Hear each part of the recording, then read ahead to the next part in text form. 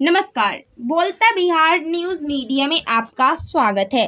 जिला सतमत सत्संग का 34वां 2 दिवसीय वार्षिक अधिवेशन का शुभारंभ मंगलवार को तेगरा कांग्रेस ऑफिस के पीछे बदलपुरा में प्रारंभ हुआ, जिसका विधिवत समापन बुधवार को अंतिम प्रवचन के साथ ही अधिवेशन का समापन हो गया।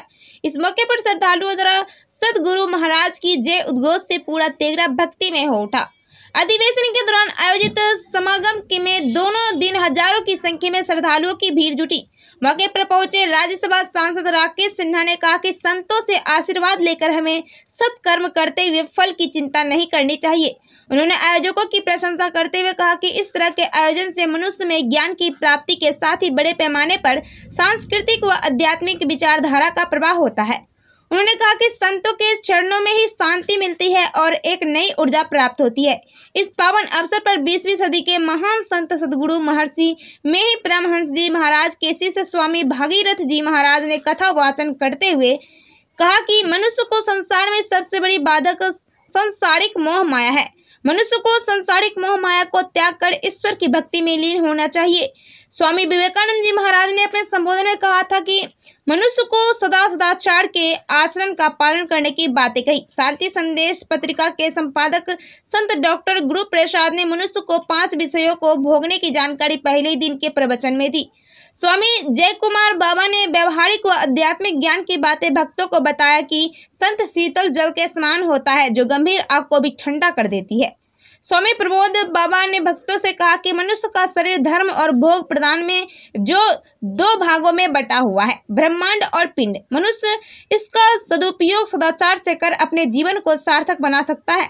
आध्यात्मिक मंच का संचालन करते हुए जिला मंत्री योगेंद्र प्रसाद पोद्दार ने सभी संतों व अतिथियों को अंग वस्त्र, पुष्प की माला एवं रामचरितमानस प्रदान कर उनका स्वागत करते हुए अभिवादन किया। मंच पर भाजपा नेता सुनील कुमार, जिला पार्षद प्रवीण शेखर, भाजपा नेत्री सन्नी देवी आदि मौजूद थे।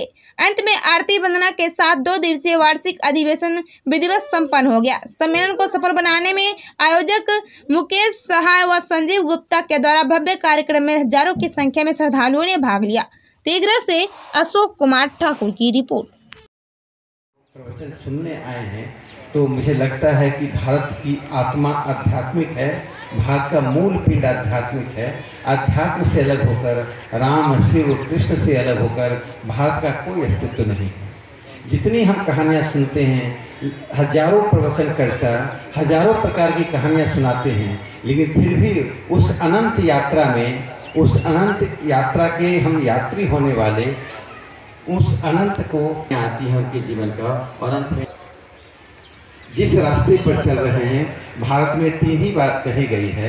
पहले ईश्वर की कल्पना की गई, ईश्वर के बाद धर्म की कल्पना की गई, धर्म के बाद सत्य की कल्पना की गई, यानी सत्य को यदि ढूंढ लिया तो ईश्वर को ढूंढ लिया। आचार बाद में अनेक रास्ते बताए गए और ये सभी रास्ते का मार्ग, उसमें जो प्रकाश दिखाते हैं रास्ते में, हमारे सभी प्रवचनकर्ता आध्यात्मिक गुरु हैं, हमारे बाबा हैं।